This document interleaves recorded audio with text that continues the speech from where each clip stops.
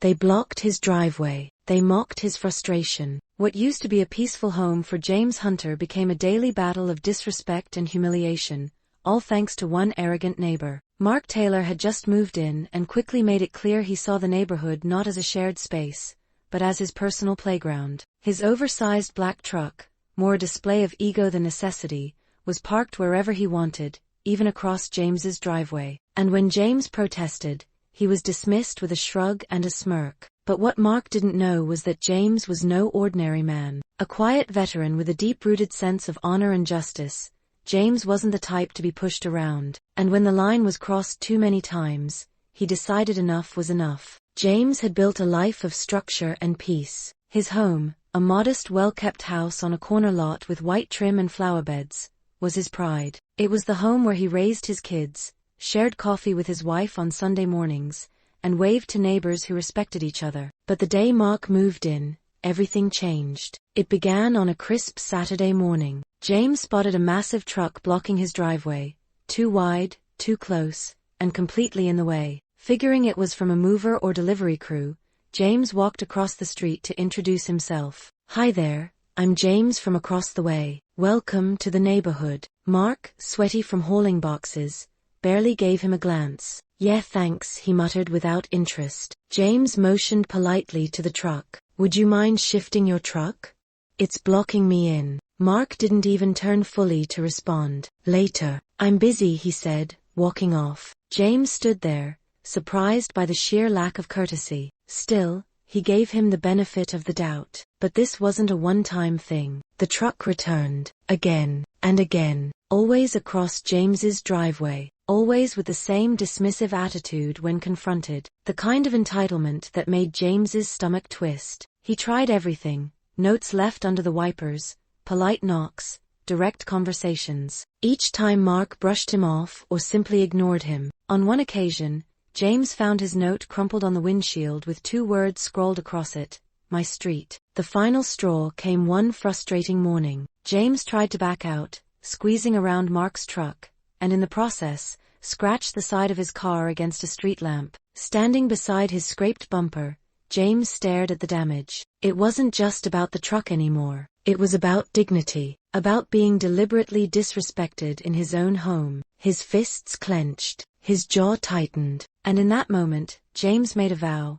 if Mark didn't want to show respect, then James would teach him what it meant to earn it. Later that day, James sat at the kitchen table, steaming coffee untouched. Outside, the truck still sat defiantly across his driveway. The morning sun reflected off its glossy paint like a smirk. James carefully wrote one more note, his handwriting crisp and composed: "Mark, please move your truck. It's blocking access to my property." "Thank you, James." He placed it under the windshield and walked back inside. But when he returned later, not only was the truck still there, the note had been scribbled on again. This time in thick marker: "Deal with it." James's wife Sarah stood at the doorway, her face filled with concern. "Maybe it's time to call the police," she said softly. James nodded slowly. He hated the idea. He wasn't a man who liked dragging law enforcement into disputes. But this wasn't petty anymore, it was harassment. The next morning, flashing red and blue lights lit up the street. 2 police officers arrived,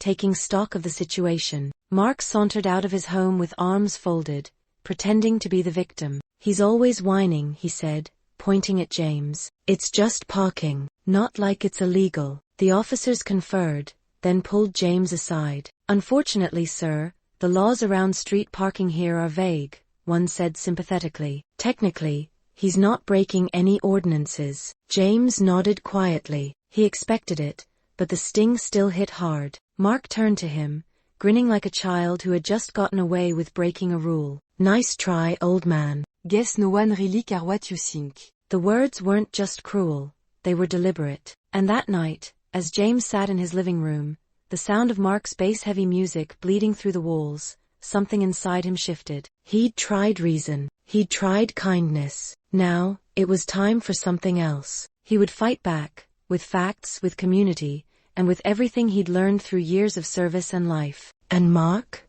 He had no idea what was coming. James Hunter stood in his driveway gripping a cooling cup of coffee, heart pounding as he stared at the absurd sight before him. It wasn't just Mark Taylor's truck blocking his driveway again, now there were traffic cones, planks of wood, and even bricks forming a crude barricade. On one of the cones, scrawled in thick black marker, were the words, "Private property. Keep out. His own driveway. Blocked. Claimed. Hijacked." The disbelief on James's face gave way to a grim, focused determination. Enough was enough. He crossed the street and knocked firmly on Mark's door. Mark answered slowly, leaning in the doorway with that same smug smile that had infuriated James since the day he moved in. "Morning, James. Something wrong? Mark asked, as if nothing out of the ordinary had happened. What is this? James gestured the barricade. "You've crossed a line." Mark shrugged. I need the space for my weekend project. "You've got other ways out, don't you?" James felt his patience unravel. "This isn't your street. It's public. And that's my driveway. You're blocking access to my home." Mark chuckled and shrugged again. "Do what you gotta do," he said before slamming the door shut. James stood frozen, rage burning under his calm surface. But this time, he wasn't going to let it slide. No more passive tolerance. It was time for action. That evening, James knocked on every door on his street. One by one, neighbors opened up, not just their homes, but their long-held frustrations. "He blasts music until 2 a, one said. "He reversed into my mailbox and didn't even say sorry," another added. "My kids are scared to play near his house," whispered a young mother. James realized he wasn't alone. Mark hadn't just disrespected him, he'd made life miserable for the whole block. They gathered in James's living room. Tension and exhaustion hung in the air, but so did something else, unity. "We're not just dealing with noise or parking," James said. "This is someone who thinks he's above everyone. But if we work together, we can do something." One older neighbor, Robert, a retired lawyer, nodded. "I can help. Let's draft a formal complaint. But we'll need proof, plenty of it." And so began their quiet resistance. Surveillance cameras went up around James's property. Emily, James's daughter and a tech-savvy college student, helped install and configure them. "Now we'll have real proof," she said, adjusting the final camera. Neighbors took turns filming loud parties, documenting damages, and recording time-stamped footage of Mark's truck and barricades. Emily even created a detailed map showing how far Mark had encroached into other spaces. James compiled it all into a growing folder: videos, images, written statements. Each piece told a story not just of inconvenience, but of abuse. What started as an isolated dispute became a neighborhood mission. "And Mark?" He continued as if nothing had changed, unaware that the very people he ignored were closing in around him. The day of the court hearing arrived. James woke up early. He dressed carefully, choosing a navy suit his wife Sarah had pressed the night before. As she kissed his cheek and handed him the thick folder of evidence, her eyes said everything: "You're doing the right thing." The courthouse steps gleamed under the morning sun. Inside, James spotted Mark, sauntering through the hallway like he owned the building, his cocky grin still intact. James took a breath, reminded himself of the strength behind him, his neighbors, his family, the truth, and walked into the courtroom. It was filled. Nearly every seat was taken by a neighbor, sitting silently, united in support. Mark's lawyer began with dismissive arrogance. "Your Honor," he said, "this is nothing more than neighborhood drama blown out of proportion. My client hasn't caused any real harm." James's jaw tightened, but he stayed calm. The truth didn't need exaggeration. It needed clarity, and that's what he had.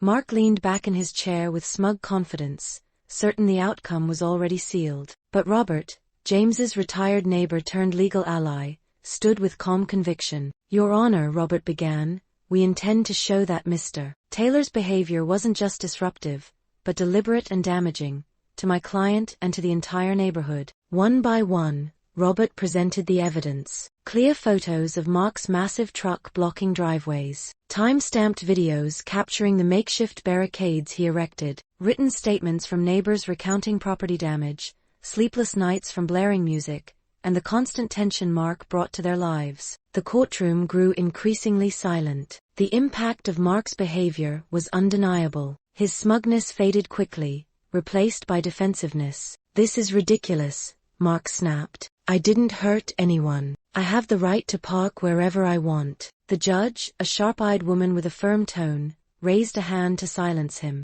Monsieur Taylor, you'll have your opportunity to speak. When that moment came, Mark stood and gave an irritated defense. I've worked hard my whole life. This is being blown way out of proportion. It's just parking.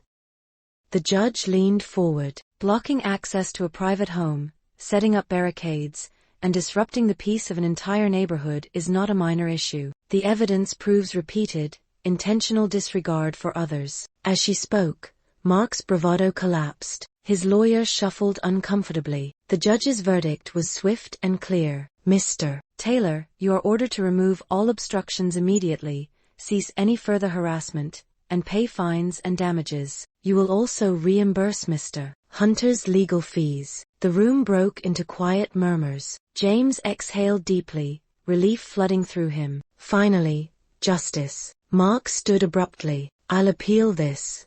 This isn't over.